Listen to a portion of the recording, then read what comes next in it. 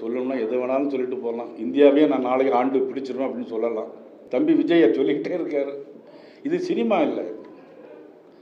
தேர்தல் தேதி அறிவிக்கணும், வேட்பாளர்களை போடணும், போடக்கூடிய வேட்பாளர் விலை போகாமல் இருக்கணும், அவங்களுடைய பொறுப்பாளர் விலை போகாமல் இருக்கணும்.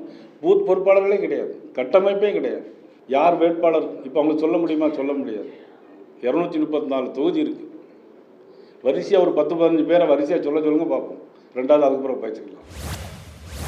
ஓபிஎஸ்ஐ பொறுத்தவரை 2 நாட்களுக்குள்ளே நல்ல முடிவுகள் மேற்கொள்வதாக இருக்கிறது. எந்த காலகட்டத்திலும் எடப்பாடியோடைய தலைமையில் இருக்கிற அனைத்து இந்திய அண்ணா திராவிட முன்னேற்றக் கழகத்தில் தான் இணைத்துக் கொள்ளப் போவதில்லை, துரோகத்திற்கு என்றைக்கும் இடமளிக்க மாட்டேன் என்று உறுதியளித்திருக்கிறார். ஆகவே விரைவில் நல்ல முடிவுகளை மேற்கொள்வார். என்னை பொறுத்தவரையிலும் இந்த பொங்கல் முடிந்து அதற்கு பிறகு நீங்கள் ஒரு திருப்புமுனையை பார்க்கலாம். அனைத்து இந்திய அண்ணா திராவிட முன்னேற்றக் கழகத்தில் சில பேர் வருவார்கள் என்று கேட்டால் வருவார்கள். இளைஞர்கள் நடிகர்களை பார்ப்பவர் கூட்டம். எங்கள் ஊரில் கூட ஒரு ஜவுளி கடை திறக்கிறதுக்கு நயன்தாரா வந்தபோது பேருந்துலாம் நான் போடவே முடியல. நயன்தாரா என்ன தேர்தல் நின்று ஒரு கட்சி ஆரம்பித்தால் வெற்றி பெறுவாரா என்ன? பார்க்க வருவதற்கும் அவரை ஏற்றுக்கொண்டு வாக்களிப்பதற்கும் நிறைய வேறுபாடு இருக்கிறது. அவருக்கு கொள்கையை பற்றி இது வரைக்கும் சொல்லவே இல்லை. இன்னும் ஒருவேளை தேர்தல் முடிந்தவுடன் சொல்லுவார் என்று நாங்கள் எதிர்பார்க்கிறோம். அவ்வளோதான் எங்களுக்கு அவரை பற்றி இருக்கிறது. பெரியாரை கொள்கை தலைவராக ஏற்றிருக்காரு. படம் வைத்திருக்காரு மட்டும் சொல்லுங்க, கொள்கை தலைவராக வச்சிருக்காருன்னு சொல்லுங்க. பெரியார் படத்தை பின்னால் வச்சிருக்காரு.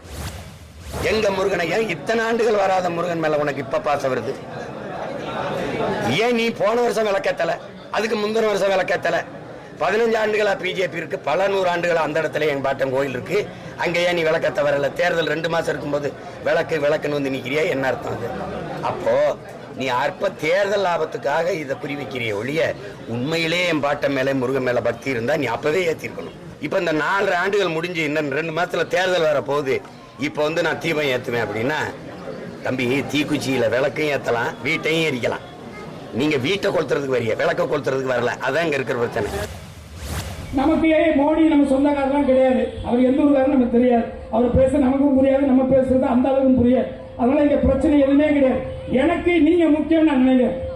ஏன்னா நான் சாப்பிட்டது வரைக்கும் போட்டிருக்க சட்டை முத கொண்டு நான் நடிச்சு பாடி ஏதோ ஒன்று பண்ணி அதுல கிடைச்ச காசு தானே. அப்ப அந்த காசை கொடுத்த நீங்க தானே.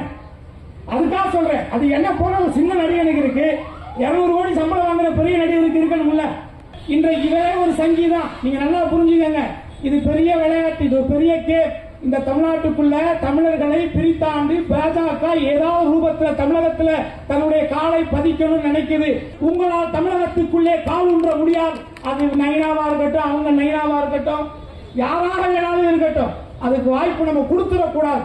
நீங்க வாழ்க்கையில யாராவது பாவம் செய்யணும்னு நினைச்சீங்கன்னா பிஜேபிக்கு ஓட்டு போடும். ரெண்டே ஜாதி தான், ஒன்னு ஆண் ஜாதி, இன்னொன்று பெண்கள் ஜாதி. வேற எந்த ஜாதியும் இல்லை, எந்த மதமும் இல்லை. நாம் விடுகிற முடிச்சு காட்டுல எந்த ஜாதி மதம் இல்லை என்று சொல்லவர் கேப்டன் அவர். நம்ம கேப்டன் பிறந்தது ஆகஸ்ட் 25. நம்ம ஜீசஸ் கிரைஸ்ட் பிறந்தது டிசம்பர் 25. அந்த 25 என்ற அந்த எழுத்து எப்பொழுதுமே நான் பார்த்திருக்கேன். கருணை மிக்கது, அன்பானது, அனைவரையும் சமமாக வழி நடத்தக்கூடியது. அதே போல கருணையின் உருவமாக வாழ்கிறது. அதுதான் ஜீசஸ் மாதிரி நம்ம கேப்டனும் தன்னால் முடிந்ததை மக்களுக்கு உதவி செய்த ஒரு இலக்கணமா உதாரணமா வாழ்ந்து போயிருக்கார். உடனுக்குடன் செய்திகளை தெரிந்து கொள்ள சன் நியூஸ் பெல் ஐகானை கிளிக் பண்ணுங்க.